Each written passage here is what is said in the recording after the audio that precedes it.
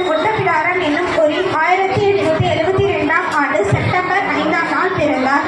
தன் தந்தையைப் போலவே வழக்கறிஞர் பட்டம் பெற்ற சிதம்பரனார் ஏழை எளிய மக்களுக்காக நீதிமன்றத்தில் இலவசமாய் வாதாடினார்.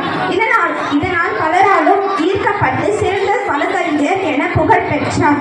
ஆங்கில ஆட்சியை எதிர்த்த வ.உ.சி. அவர்கள் காந்தியடிகள், திலகர், லாலா லஜபதிராய் போன்றோரால் கவரப்பட்டு பல சுதந்திர போராட்டங்களில் கலந்து கொண்டார்.